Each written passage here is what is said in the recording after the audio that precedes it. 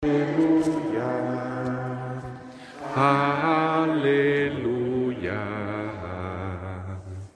aleluya. El Señor esté con ustedes. Evangelio de nuestro Señor Jesucristo según San Lucas. Dijo el Señor: ¿con quién puedo comparar a los hombres de esta generación? ¿A quién se parecen? Se parecen a esos muchachos que están sentados en la plaza y se dicen entre ellos: les tocamos la flauta y ustedes no bailaron. Entonamos cantos fúnebres y no lloraron. Porque llegó Juan el Bautista, que no come pan ni bebe vino, y ustedes dicen: tiene un demonio. Llegó el Hijo del Hombre, que come y bebe, y dicen: es un glotón y un borracho, amigo de publicanos y pecadores. Pero la sabiduría ha sido reconocida como justa por todos sus hijos. Palabra del Señor.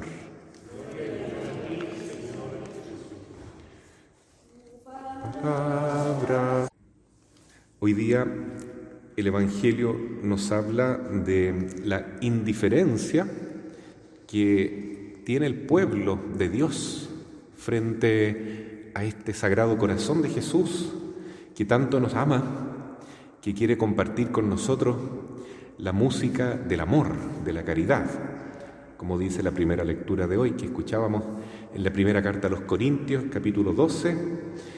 Esta música divina es el amor, la caridad.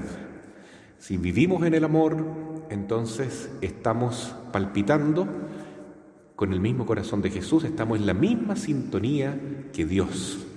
Pero si no conocemos el amor de Dios, entonces de nada nos sirve tener inclusive mucha fe o mucha esperanza. Todo eso es vacío, porque lo que queda para toda la eternidad es el amor, la caridad.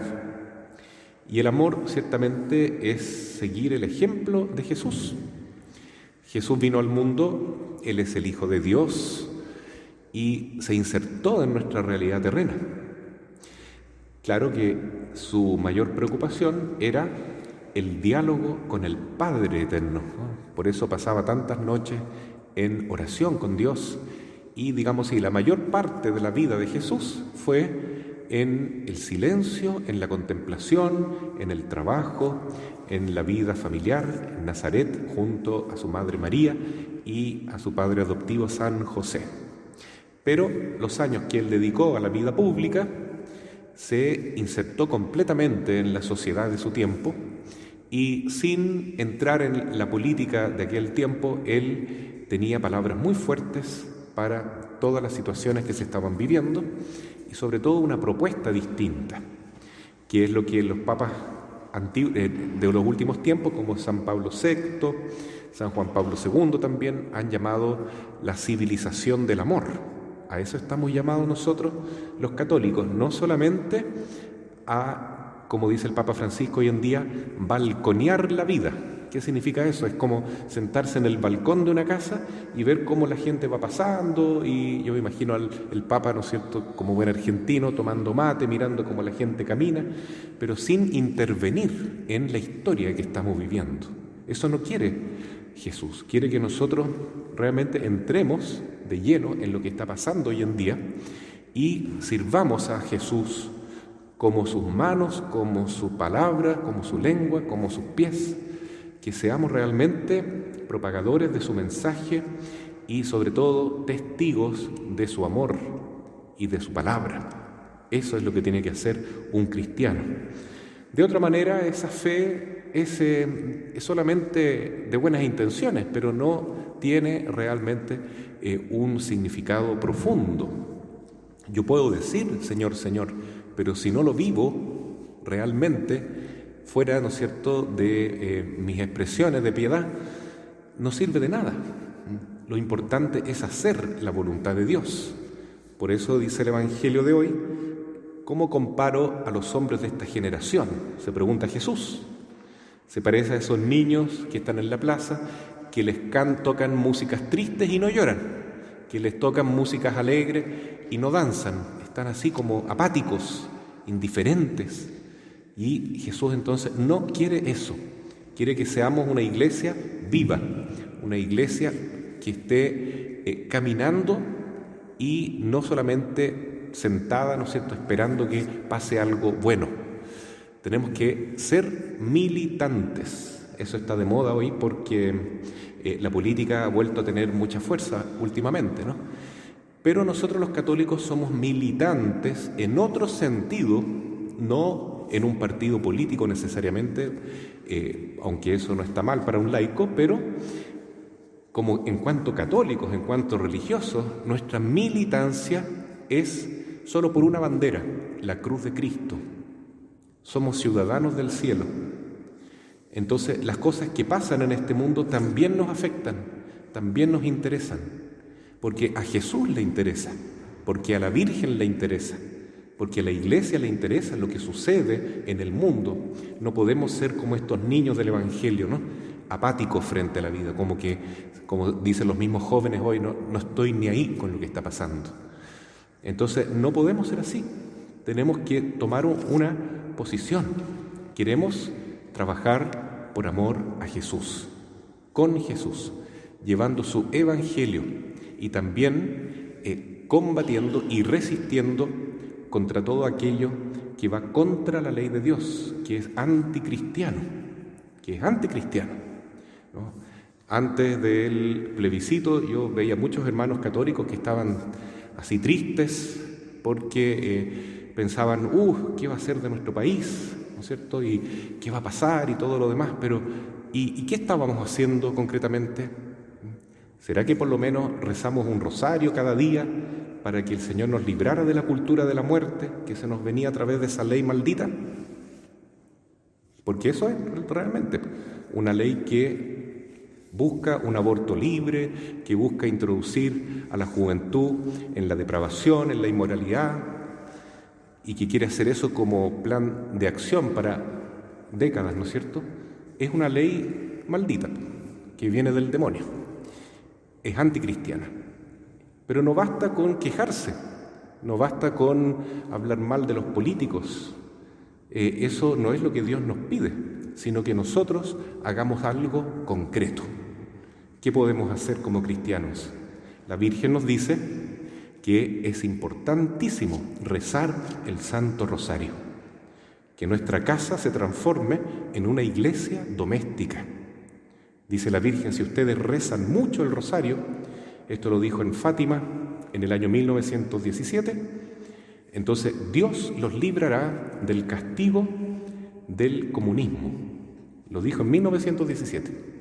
Pero si no rezan el Rosario, Rusia esparcirá sus errores y vendrá una guerra mucho peor que la que están sufriendo ahora. La Primera Guerra Mundial, ¿no? Que ahí se aparece la Virgen cuando estaba concluyendo esa Primera Guerra, que fue atroz realmente.